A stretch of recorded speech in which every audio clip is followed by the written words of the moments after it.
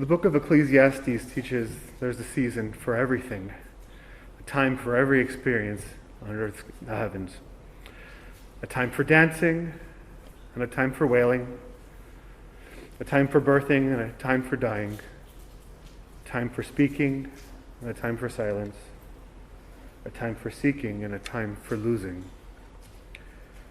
This time of mourning is a complicated one, filled with so many different emotions, memories that might leave us smiling at times and feeling pain and loss in another. We're going to begin our service with some of the traditional prayers looking towards the book of Psalms.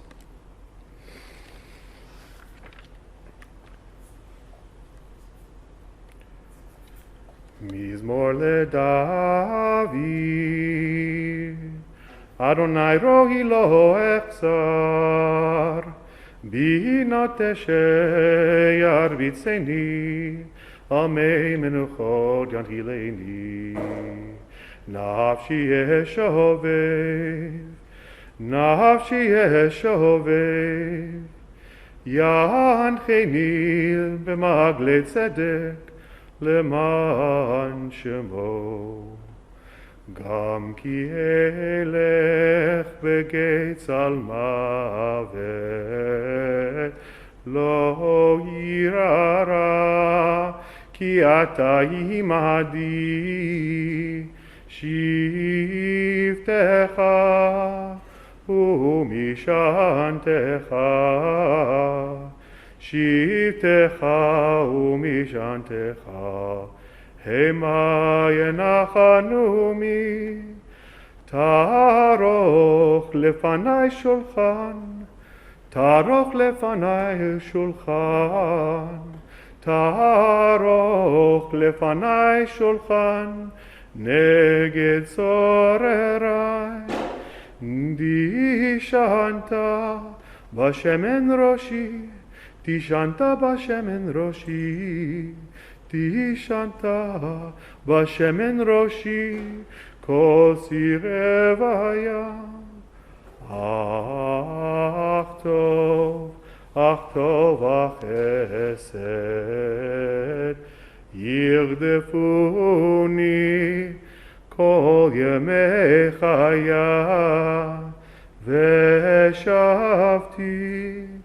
ושבתי בבית אדוני, ושבתי בבית אדוני, לאורך ימים. I invite you to join with me in the recitation of Psalm 23, if you would like. The Lord is my shepherd, I shall not want. God makes me lie down in green pastures. God leads me beside still waters. Restores my soul. God guides me in straight paths, for that is God's name. Yea, though I walk through the valley of shadow of death, I fear no evil, for you, God, are with me. Your rod and your staff, they comfort me. You prepare a table for me in the presence of my enemies. You have anointed my head with oil, my cup runs over. Surely goodness and mercy shall follow me all the days of my life, and I shall dwell in the house of Adonai forever.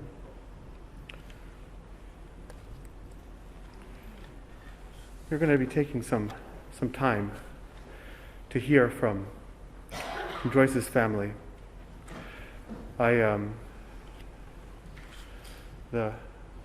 gather here to pay honor, respect to the life that she lived, and also to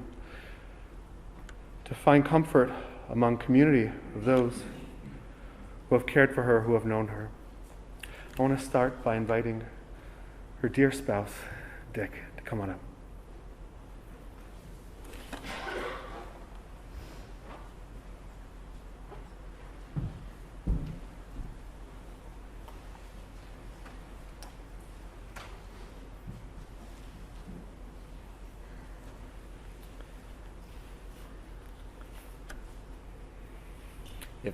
If Joyce were here, she'd know that how I feel. She was such a part of my life. Evan Weissman, a college friend, told me of a girl I would like, and he sure was right. She has been just such a part of my life, as I think you all know. We've had wonderful decades together, have had wonderful family and friends, and I would have to say she was the heart of it all. And our lives together were wonderful. I'll miss her so much, but have fantastic memories, and that's one of the things that's important, is thinking of all the wonderful times we did things together. She was an irreplaceable part of my life, and my thoughts will be with her my whole life. And thank you all for showing your love for her also.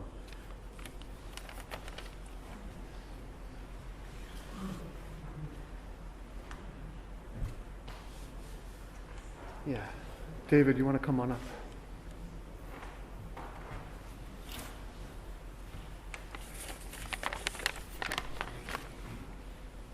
What can I say about Joyce Riseberg? She was a wonderful mother, wife, mother-in-law, grandmother, teacher, friend, so important to so many people, as we can see by those of you who have come today. After I was born, she balanced having first one, then two small kids, all the while studying to get her master's degree and then teaching math at a community college in the Boston area. Once we moved to Maryland, she was still always there for all of us while beginning her long career at Montgomery College, and so many of her colleagues are here today. Every night she managed to cook us delicious dinners for their family. One of her children always finished her dinner, while the other claimed she was too full, although she had made room in her fingers and toes for dessert. As I got a little older and moved into middle school, I discovered the benefits of having a math professor in the home, especially in geometry class, where we had these really long 40-step proofs, and somehow I was the only one who managed to have them each morning. Our parents always made sure we understood the importance of education, the importance of family, integrity, and honesty. I know that's something I've tried to instill in my children, and I know they will do the same for theirs. As I moved into my adult life and met my wife Kathy and future wife Kathy and brought her to meet my parents, I worried Mom would be reluctant to welcome her since she was not Jewish. But at the end of the evening, I took her aside and said, "What do you think?" And she said, "What's not to like?" I will always remember and appreciate that, and how wonderful she's been to both Kathy and Kevin. Mom was also super organized, something many of you have commented on just out there. She planned everything. She thankfully has passed that gene to her children and many of her grandchildren. I can think of only two events that she didn't plan: the surprise 20th anniversary party Gail and I threw when we were still in school, and the 50th surprise birthday party at Kathy and my first house. For the anniversary party, we had my parents nearby at the home of one of their friends, the Metros, and Sharon is here today, while the rest of their friends are at our house. When we came up with a plan to get them over, I called my parents and said that Gail had cut herself and was bleeding profusely in the bathtub. And I didn't understand why all of her friends thought that was a bit much, but when I became a parent, I kind of understood a little bit better. After we were married, a few years later, we came by the house to tell Mom and Dad that Kathy had become pregnant with our first grandchild, Jonathan. Mom literally jumped higher than I ever saw her jump. Fortunately, with her compact stature, there was no danger of her banging the ceiling.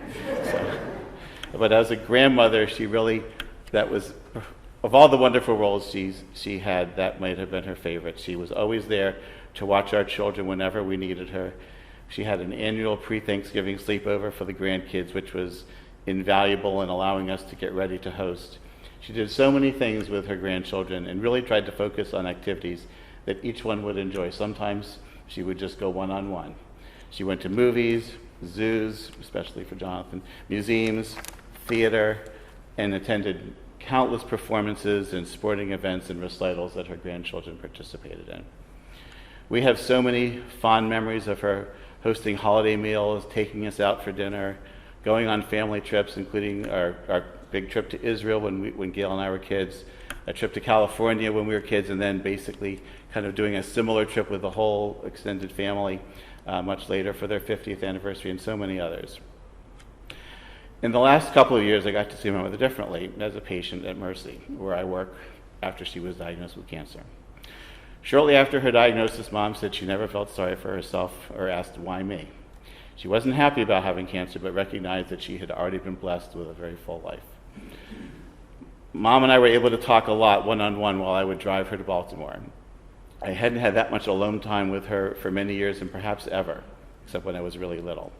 I'm really glad we had that special time together to talk about a lot of subjects, some of which were really serious about her illness and about life, but mostly just about how her grandchildren were doing and just how much she loved them.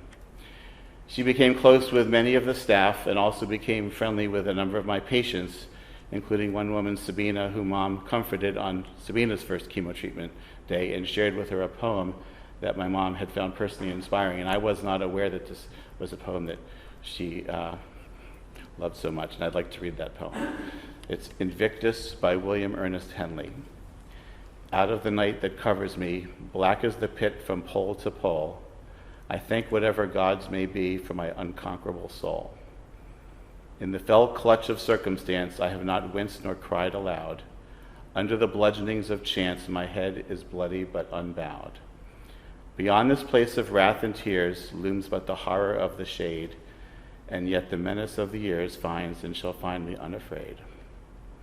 It matters not how strait the gate, how charged with punishments the scroll. I am the master of my fate. I am the captain of my soul. Love you, Mom.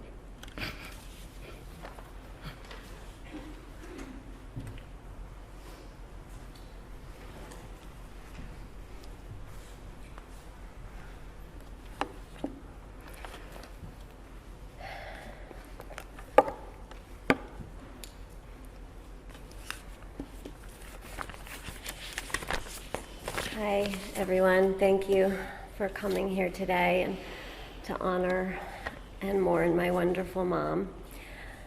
I want to share a little bit about her life, although a little bit's repetitive, and how her strong and compassionate character has impacted and shaped me. My mom was the second daughter born to Inez and Louis, often called Louie, Cooper, following her sister Carolyn by 4 years. Well, quite frankly, my grandfather was hoping his second child would be a son.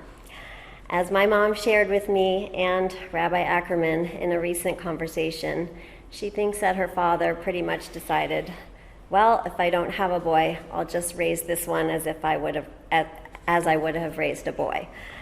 And that doesn't mean he played baseball with her. She wasn't exactly sporty, except for tennis. But it does mean he encouraged her all the time and very strongly to be a great student. And she was. She excelled at Vassar College, achieving Phi Beta Kappa in her junior year, which was a rare accomplishment. And she majored in math, which was rare for women in those times. Of course, during college, she also married my father. Back then, it was not unusual for women to marry while still in college. But what was unusual is that Joyce did not stop her education. As David mentioned, she continued on to get her master's degree in math in the mid to late 60s, even while going through 2 pregnancies and births. She felt she could have a full and rich intellectual and professional life while still being a great mother. And she was right. She was ahead of her time, and my dad supported her in this, and David and I didn't know anything different. So, as I came of age in the 1980s, my mom's identity and example as a feminist was solid, and my mom discussed politics with us a lot. She was not a fan of Reagan. At dinner, in addition to what did you do at school today, which was my dad's usual question. We also talked about current events and politics. These conversations were central to my development and the values that I still adhere to today. The importance of equity, of recognizing our own privilege, and responsibility we have to help others who are less fortunate. She knew how fortunate she was. As many of you know, I followed in my mother's footsteps and attended Vassar. My first job after graduation was one I got because my mom saw a classified ad in her National Organization for Women newspaper for administrative aid to the president of NOW. So I got the job, and my mom was so excited about that. She, at that time, we actually had 2 big marches on Washington, and during one of them, of course my mom was there, but I was working at them. I got to be in the VIP tent as an employee, and some of you might know my parents love folk music, and Pete Seeger was one of their favorites. Well, he was one of the performers, and so while we were sitting in the VIP tent, he picked up his banjo and said, "Do you want me to play some for you?" Of course, we said yes. My mom was so excited about that when I told her about it. She had not surprisingly raised me to be a feminist too. As many of you know, I am now a librarian. My love of books began as a young child when my mom began reading to me, and we have read and discussed books together ever since. That was a gift that she gave to me, and it's such a part of who I am. Going to museums, playing tennis, cooking together, celebrating holidays. There are just so many things we shared that I am going to miss every single day. So I want to pivot to another important aspect of my mother's character, her love of organization. Anyone who knew Joyce knew that she was the most organized person on the planet. She knew where absolutely everything was in her Leisure World apartment. When she was in the hospital and she wanted something, she said to me, "Go to the second drawer down in the middle of my dresser, and on the left side there's a small red box, not the big one, the small one, and there you will find whatever it was." It was amazing. So she did pass on some of that to me and my brother and her grandchildren, but not to the same degree. I've spent a lot of time thinking about her commitment to being organized, and I know a lot of it went along with the fact that she had a mathematical brain. But I also think a lot of it was because she wanted to be able to handle anything that came her way in a calm manner. This came into play for me time and time again when she helped me through many crises, both small and large. She was always there by my side or on the phone to create a system, to take notes, make a binder with tabs in it, plan out a menu, or whatever it was that she thought would help make a difficult task or a problem that seemed insurmountable to me somehow get turned into a manageable series of steps. She was a master organizer, planner, and she did it all with grace. What I think, though, is most important about my mom is her unconditional love for her family and friends. So since so many of her friends are here today, I do want to talk about that. My mom had many friends from all the different circles of her life.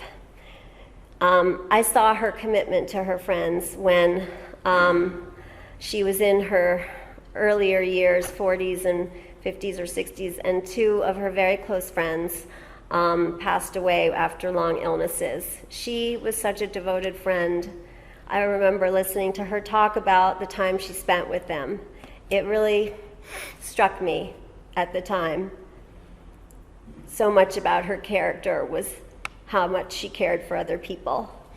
Even in recent times when she was already sick, she was so concerned about the well-being of her friends, and I just want all of you to know how important you were to her.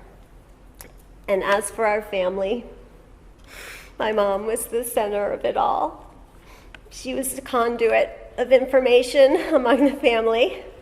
She was the first one to hear about and share in every celebration, or even in things that weren't so happy. She was there as as a listening ear. Every birthday party, every concert, every musical theater production, every ceremony, she was thrilled to attend all of it, especially, well, David and I didn't perform as well as our children have. So it was really more for the grandchildren. I guess we must have done something. Because you're singing. Yeah. But my mom saw the best in everyone, and she was just ready to drop everything when we needed her. And it's just so hard to imagine not having her here anymore. But I have to accept she's gone now and at peace. And she is predeceased by her beloved parents and her loving brother-in-law, Harold Porcelain, whose wife, Carolyn, and daughters, Marcy and Beth, are watching remotely. They were not able to come up from Florida, but I will say they gave her the most enormous joy in March when she first entered hospice, and they drove up to see her. I'm so grateful that they and so many others were able to visit with her in the last few months, and I am grateful myself to have been able to spend so much time with her over my lifetime, and especially in the last few months. And I'm just grateful to have had her as a mother and to have had her love for all this time. Her memory is a blessing to all of us now and always. Amen.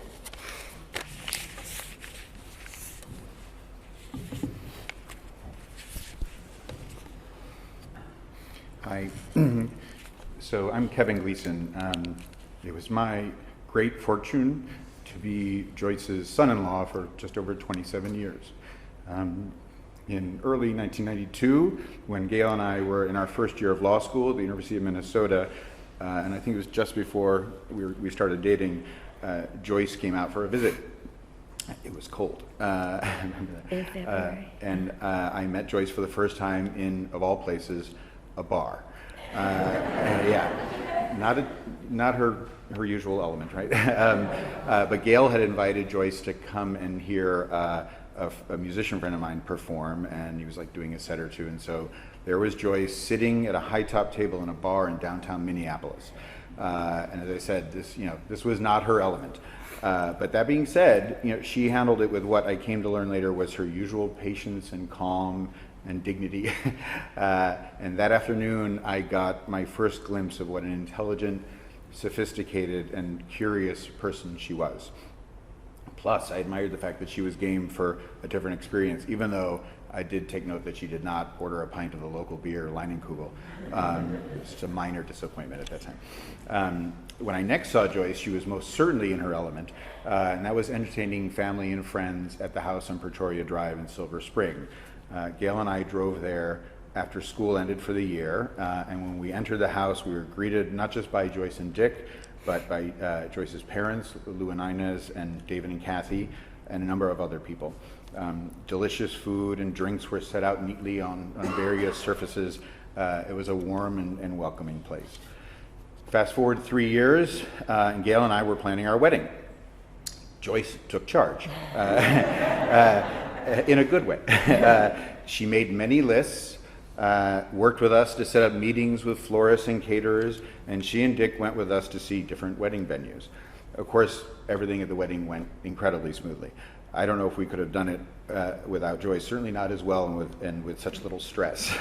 But it was just one of the many times over the years that we benefited from her incredible organizing skills, which have been mentioned here otherwise, and her seemingly limitless energy.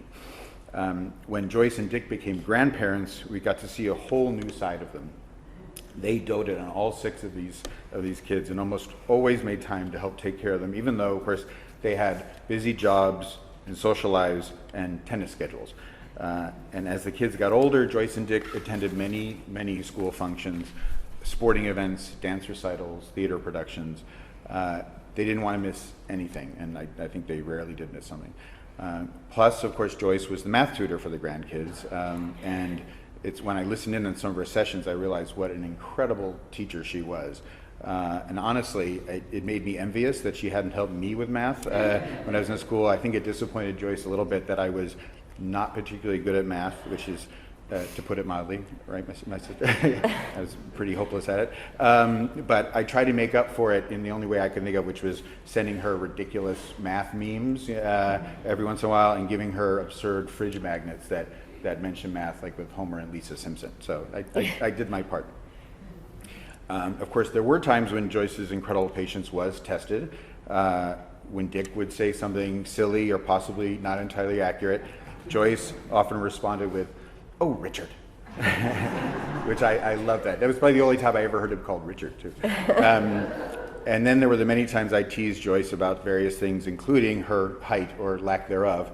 And her usual response to me was a somewhat dismissive but playful, "Shut up, Kevin." But while she was fairly diminutive, it was more accurate to describe her as my sister Michelle did, small but mighty. And that was never more evident than in the last 2 years when she waged an all-out battle with cancer. Her strength and resilience were astounding. In closing, I'll say that my parents, Mike and Anna Marie, told me more than once, and these were people not known for their being incredibly effusive. I'll tell you that. It told me more than once that I had amazing in-laws and that they were wonderful people. And I couldn't agree more.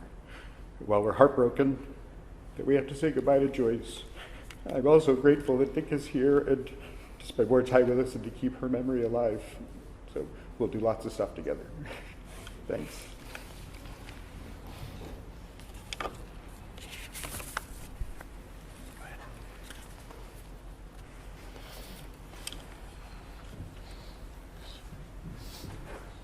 I want to invite Joyce's grandson Ben to come on. Oh, Jonathan to come on up, yes.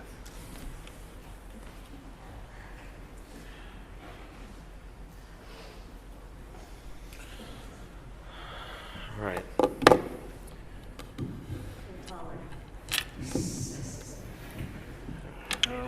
Okay. So this is "You'll Never Walk Alone" from Carousel. When you walk through a storm, hold your head up high, and don't be afraid of the dark. At the end of the storm is a golden sky, and the sweet silver song of the lark. Walk on through the wind, walk on through the rain, may your dreams be tossed and blown. Walk on, with hope in your heart, and you'll never walk alone. You'll never walk alone. Walk on, with hope in your heart, and you'll never walk alone.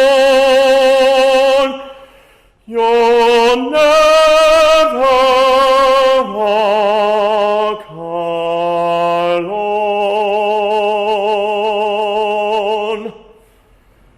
Love you, Grandma. Miss you.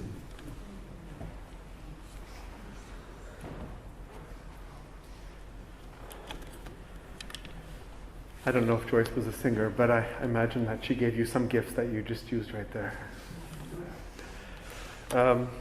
Next, we're going to have Brenna and Emily come on up, please.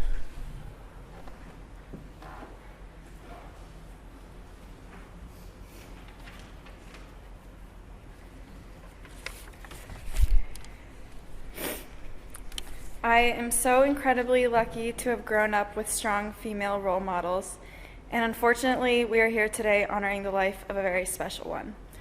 As many of you know, my grandma Joyce was a math professor at Montgomery College, and some of you know now she also had a side gig as a math tutor for her grandchildren. But this was not a very financially beneficial side gig, because After our tutoring sessions, she would always take us out to dinner and they would have to front the bill.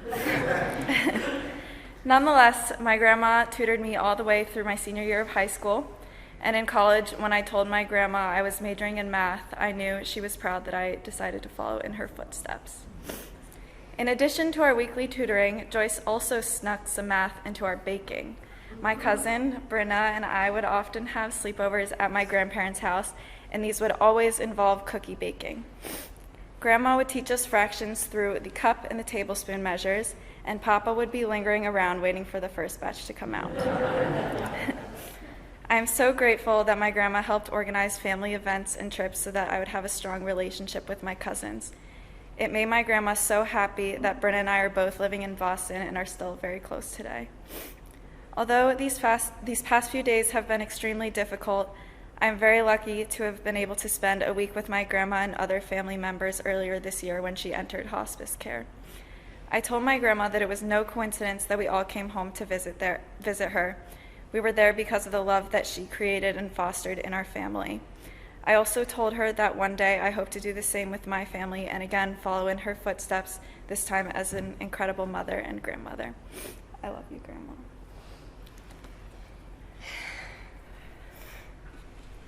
I feel so privileged to have grown up with my grandma. She was such an amazing person, and she loved and supported me every day. While this has been an incredibly difficult couple of years, especially the past few months, I will always be grateful for all of the wonderful memories that we made together. One of my favorite activities growing up was spending one-on-one time with my grandma. It started when I was little, and she would drive me to preschool. We discussed the progress on the buildings going up on Rockville Pike, and on special occasions stopped for blueberry pancakes at the Silver Diner. I was sad when she would leave me at school, but she always made sure to give me a mint to cheer me up. As I got older, we would talk about friends, school, and books we were reading. She ignited my love of crossword puzzles and museums, and we would often go downtown to see new exhibits, always working on a puzzle together on the metro. Those museum trips are some of my favorite memories with my grandma, and I am so glad we were able to spend as much time together as we did. Grandma has always been a huge inspiration and role model for me. She was incredibly hardworking and passionate about learning, and I was really excited to follow in hers and my mom's footsteps at Vassar. One of my grandma's most impressive traits was her incredible attention to detail. She always remembered the little things, whether it was packing an activity bag for us kids at restaurants, custom birthday cards every year, or pre-peeling clementines when we went to a protest march downtown so we didn't have to deal with any trash. These details were one of the many, many ways that she showed us how much she cared for all of us. As Emily said, Grandma really did unite the whole family. She had the cousins over for sleepovers and hosted countless family holidays. I am so grateful for my close relationships with my cousins, and I know that Grandma was integral in bringing us all together. I already miss my grandma very much, but I am glad we had so many years together. I hope to live up to the examples she set throughout my life as a hard worker, a mother, and a grandmother.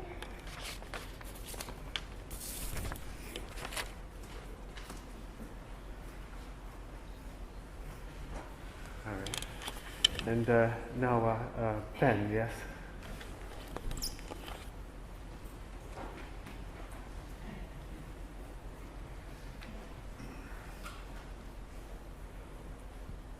So I read this speech yesterday to my dad. He said there's going to be some overlap, so apparently that's true. So we are all related, in case you didn't know. Sorry.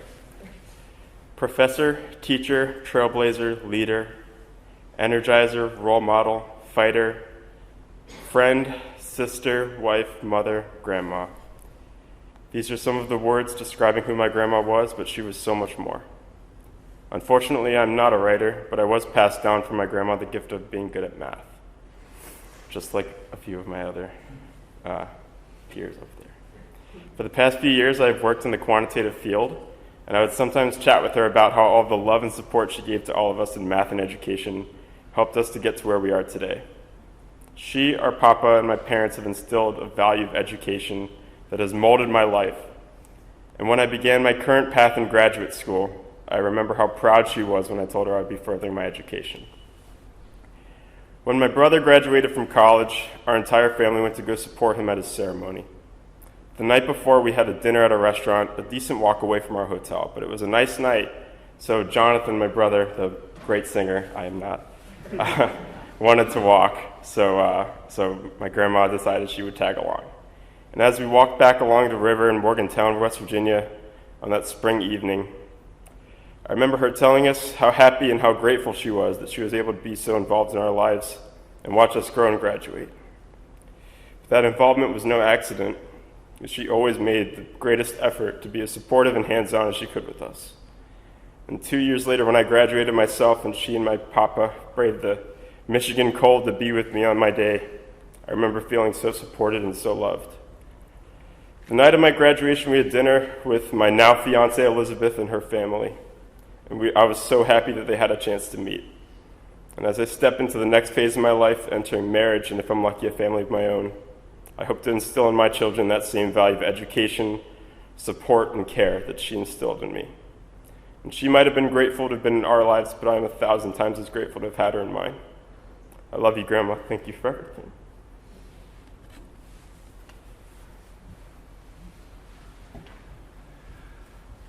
We'll now hear from her friend and colleague, Judy Ackerman. We share the same last name.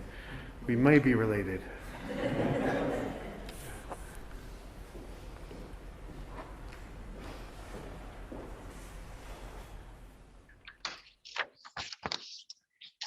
My friend and colleague, Joyce, has been part of my life since 1973, when she came to Montgomery College as a faculty member in the Department of Mathematics.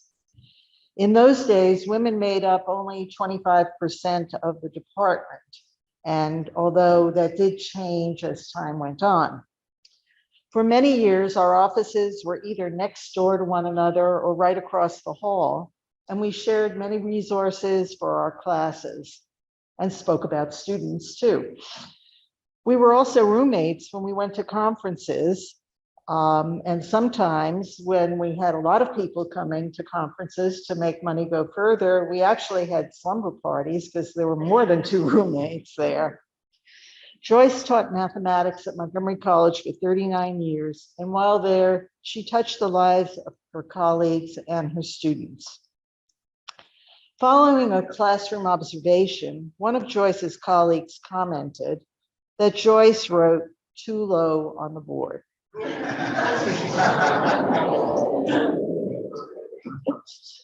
Probably a 6-footer. Joyce was an outstanding teacher despite writing too low on the board. She cared about her students and spent hours looking for ways to help them understand math and preparing study guides for her classes. I don't have a copy of her student evaluations, but I did check out Rate My Professor, where most of her ratings were in the category of awesome. Here's one comment. She's a sweet little lady and very helpful. She wants to see you succeed. I hate math so much, but she showed me the light. She is very easy to understand and she gives you practice handouts, so getting at least a B shouldn't be a problem. And there were many other such comments. The math department was a unique department at the college. It was like a family with its ups and downs. In the faculty dining room, there was the well-known math table that included a few honorary members from other departments. The math department marked life cycle events together, the happy ones such as birthdays, weddings, births of children and grandchildren, and retirements, as well as the losses. Joyce was always there with empathy for those who needed help and support. When it came to planning, and I think we've heard this theme before, Joyce was a pro, whether preparing for classes, chairing a committee, organizing a departmental party, or playing a prank. Following a Boss's Day memo from Ken Weiner, the department chair, Joyce and a few others crafted the perfect prank for the next department meeting, culminating with some fake messages and the arrival of a complaining student who was ready to back up her allegation of harassment by removing her coat to reveal her skimpy outfit. One of the best pranks. Later on, I understand that Ken had a chance to turn the tables a little bit when he and Dick planned a surprise 50th birthday party that didn't take place on her 50th birthday. It was actually when she was 49 and a half. So it really was a surprise. I remember her walking in and wondering why we were all there. I heard that Joyce perked up a lot when some of the correspondence between Ken and Dick about this party was read a few months ago. And so it lives on. Just a couple of weeks ago, 8 of us retirees got together with Joyce on Zoom. We all commented on how fortunate it was that we still like to hang out together because we know that in a lot of workplaces, this doesn't happen. Winnie the Pooh said, "How lucky I am to have something," and I'm going to add someone, "that makes saying goodbye so hard." How fortunate all of us, family, friends, and colleagues are that Joyce was a part of our lives. Rest in peace, dear friend. You have a permanent place in our hearts and memories.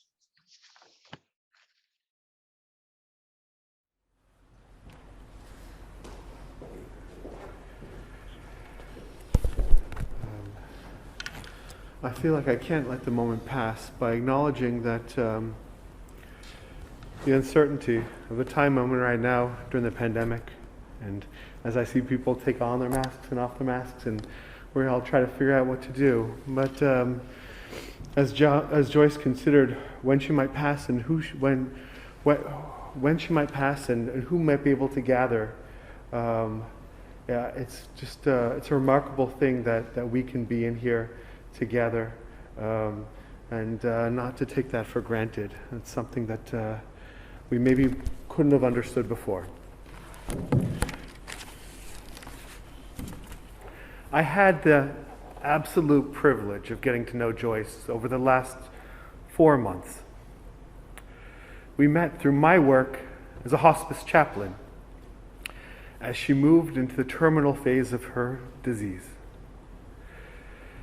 The circumstances of our initial encounter and each of our subsequent visits was conditioned on the fact that Joyce was dying.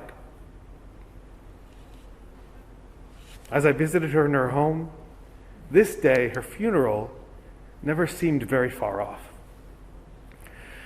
Death, as it took shape in our conversations, was always associated with separation, disconnection, being without. I imagine that all of you are feeling that too right now. I just hope that she and you can also feel the blessing of connection, of support and love. There are many things that death cannot touch. There are bonds that will not be severed, but may even grow stronger. Since nobody here, well, I mean, you're wearing masks, I can't tell, but no one here reports to my supervisor, I think it's okay for me to say that Joyce has been among the favorite people I've come to know in my work. And I feel challenged to adequately describe what I came to see in Joyce that left such a strong impression on me, even from that first visit. I could say, perhaps, that I don't need to convince you, that you knew her. You knew her maybe better than I did. That just as I relished being in her presence, you felt and experienced that too. So I begin by extending my wish of comfort to you, her mourners, to her friends, and her family and her colleagues. That cannot be adequately captured in words or memories, but in fact, Joyce's being and her essence is no longer here. I should have been a little nervous when I discovered Joyce was a math professor. I don't think that I ever told her that I failed calculus miserably in college. I was maybe even faked it enough to think that I was decent at math. And I asked her during my first visit with her and with many of her family gathered there if she experienced beauty through the world through math. She smiled and she told me she did. And this was the first time that we explored what I would think of theology together, spirituality. I think that she understood what I was going after in my question, but I'm less convinced that I understood the breadth of her response, what it meant for her to find beauty in math. As I've spoken with Gail and David, and I've heard about her work as a teacher, I've come to realize that Joyce experienced a beauty through math that was not about number lines, about asymptotes or imaginary numbers. Maybe that too. The beauty of this world she came to know through math was with her students. She delighted in her students' accomplishments, their progress, and their realization of understanding, as well as their realization of confidence. She didn't limit herself to the classroom, but took special pleasure in tutoring her children and her grandchildren. I found the same marvelous, wonderful things that students had to say to her online, a testament to the impression that she made on their education and on their character. She said, she's a sweet little lady and very helpful. She wants you to see you succeed and offers out of class time to help you. And another student said, great teacher. She's born to teach. She's always there to help. She's a very kind person and understands if you have some problems. And I don't think they meant just problems with math, but problems in life. She can extend the due dates that she taught with a measure of compassion and understanding. The same understanding that she had about her students' potential was also true about Joyce herself. She was proud of her Jewish identity and her heritage, and she was invested in seeing towards her children and grandchildren's Jewish education and acculturation. In the last weeks of her life, she expressed the desire to engage in Torah study together. I recommended that we start at the beginning, in Genesis, because why not? When I returned the following week and asked, where should we start today? We don't need to continue with Genesis. Joyce made it clear that we should pick up right where we left off. She knew that this would be the last time that we would study together. She knew that she was in her final days. I think she recognized and accepted that the mysteries of this world, the mysteries that she found herself considering at the end of her life, were just so immense. But she affirmed that she could perhaps understand a small part of them, and that small part would be worth it. And that was how we came to study Torah together. It was a couple of days ago that I had the opportunity to sit with Dick, Gail, and David, Kathy, and Kevin, and hear them speak about Joyce. We've all heard them share their words now so powerfully. Dick spoke about meeting Joyce when they were still teenagers, and about one of their first dates in New York. I think it was the first one, where they would often later return to on their dates. I'm not much of a theater buff. He mentioned that they saw the show Salad Days. It was off Broadway. I had to look it up. And Salad Days on the West End in London at a time was the longest running musical. But it came to the States, into Broadway, off Broadway, and it only lasted 3 weeks. It seems like this musical about a magical piano that could make people dance, and they go traveling in a UFO to try to recover this piano, and it did not speak well to American audiences as well as the British. But I think this sounded like a perfect date if you were more interested in the person beside you than what was going on the stage. When the evening ended, Gail told me, Joyce wasn't sure if there would be a second date, because he seemed to have left pretty quickly. But her anxiety was short-lived. When she received a call from him early the next day, I understand, it appears that Dick did not let any grass grow under his feet when it came to Joyce. Dick, you expressed your recognition and gratitude for having a partner and companion in this world. Joyce, you said, was skilled in managing the household, and you trusted her in all things. She kept track of everyone's schedule, and she was a guide for the family. You had supported and encouraged her in her career, as well as her finding fulfillment and community among a strong circle of friends, a space for her to be herself, and at times that you could also be together. Both Joyce and Dick lived for their children and grandchildren, and David and Gail spoke of them always being there when they needed help, including stepping in to take care of a sick grandchild. When Aiden and Gabriel were young, Joyce stepped in to lead a committee scheduling classes at the college so that she could ensure that she was available to watch her grandsons twice a week, I understand.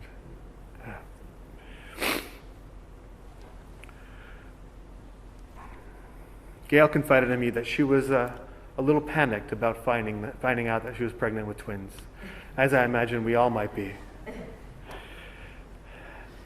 As a father now and a twin myself, I don't know how my mother did it. Gail spoke to her mother about her fear, and Joyce responded, "This is going to be amazing. You can do this, and I'm going to be there with you." And Joyce was right, and she was right there. Many years later, Dick would come to the realization that it was time to move. He saw what life and leisure world could offer both of them and was able to convince Joyce to make the move. Wasn't so easy.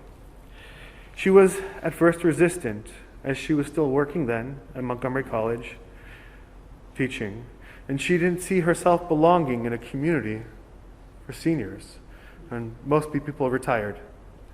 But Joyce came to love the home they built there in Leisure World, as well as the friendships that they both made. They enjoyed hosting friends and family in their home. I met Joyce in that home she built with Dick, when she was surrounded by family as she entered into the hospice program. She was quite physically weakened then, and she had trouble sustaining her breath for conversation. And there was undoubtedly a sadness in the room as the family prepared to say goodbye. But what was even more noticeable was the experience of love between her and her family. Those moments made a clear impression on me. It was clear that her strength and her comfort was and always had been her family. And that's what she needed to get through. I will remember Joyce as a caring wife who didn't let Richard out of the door until she got into a rundown on his plans, maybe 2 or 3 times. Yeah. Do you have your phone? You're going to call me? She was a mother who embraced her children's spouses as her own. A grandmother who was bursting with her pride that her granddaughter, Brenna, attended Vassar just as she and Gail had. Joyce also formed a connection with her paid caregivers who were there for her in the last year of her life. She treated them with more than respect. She treated them as friends. She took an interest in them in their lives, their families, and where they came from. It was Joyce's privilege to get to know them, and her family's privilege to have their support. She enjoyed travel and theater, particularly with her family. She brought Jonathan and Ben to the opera so that they might know and love the beautiful things in this world. Joyce was blessed in so many things, in so many ways, and she didn't take it for granted. May her memory always be a blessing, and may she rest in peace.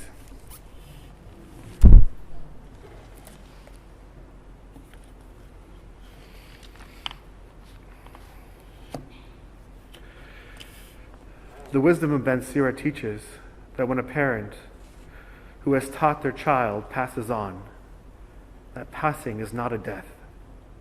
As long as the child lives, there is a part of the parent that cannot die. When alive, a parent rejoices with children. In death, that parent will not grieve. In Psalm 55 it says, I said, oh, that I had wings of a dove, I would fly away and find rest. Lo, I would flee far off. I would lodge in the wilderness. I would soon find a refuge from the sweeping wind, from the tempest. I'm going to recite the traditional prayer, memorial prayer for Joyce now. El male rachamim shochen bamromim hametzeh menucha nachana tachat kanfecha shchina v'malo kedoshim utorim kezohar rakia mazhirim et nishmat simcha Louis V'inez shehalcha le'alama ve'gan eden tehei menuchata Ana bal rachamim hasdirecha b'sedek anufecha le'olamim u'tzrok b'tzrok ha'chayim et nishmata Adonai unachalata v'tanuach b'shalom al mishkava v'nomar amen. El Malei Rachamim, exalted and compassionate God, grant rest in your sheltering presence among the holy and pure to the soul of Joyce Riseberg, who has gone to her eternal home. Merciful One, we ask that your loved one find perfect, that our loved one find perfect peace in your eternal embrace. May her soul be bound in the bond of life. May she rest in peace, and let us say, Amen.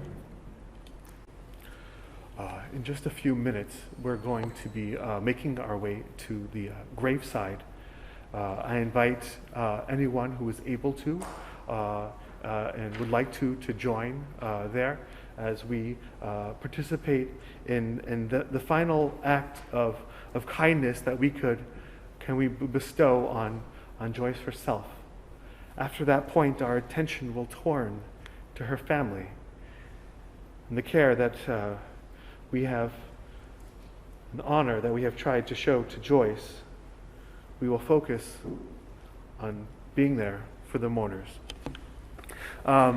This evening, there is a Shiva Minyan the next 2 nights at from 6 o'clock to 8 o'clock at Gail's house. I don't have your address. I forget. Do you want to share it later? Share it later, or yeah, go ahead.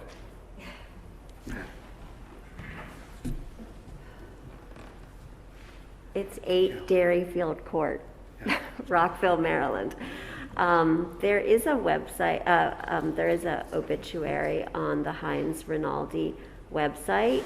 So if anyone's unsure of the location, you can go to that Heinz Rinaldi website and click on my mom's obituary, and all that information is there. Thank you. Excellent. Did you? I was afraid I called her Joyce. As I looked through the pictures that were there with that obituary and seeing that strong resemblance between the two of you, I know that is more, that runs than just, it is more than skin deep. Come on.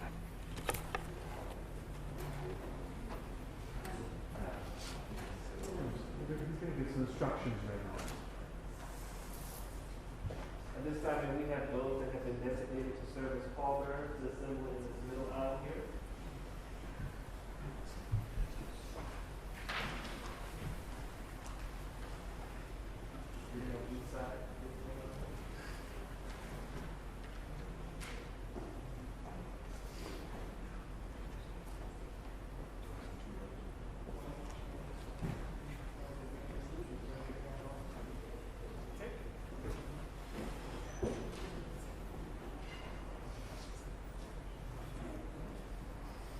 Please rise.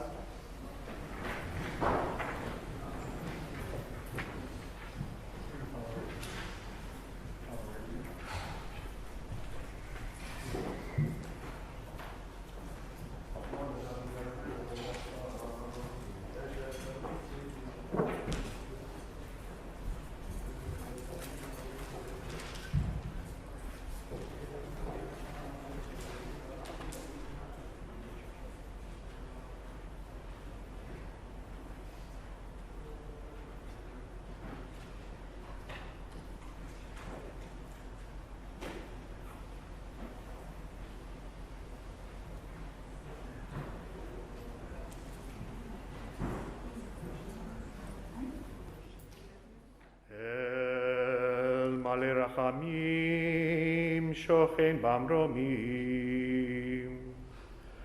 המצא מנוחה נכונה תחת כנפיך השכינה, ומעלו קדושים וטהורים, כזוהר הרקיע מזהירים. את נשמת שמחה בת לואיס ואינס שהלכה לעולמה, בגן עדן תהא מנוחתה. אהנה בעל רחמים, הסתיריה בסתר כנפיך לעולמים, וצרור בצרור החיים את נשמתה. אדוני הוא נחלתה, ותנוח בשלום על משכבה, ונאמר אמן.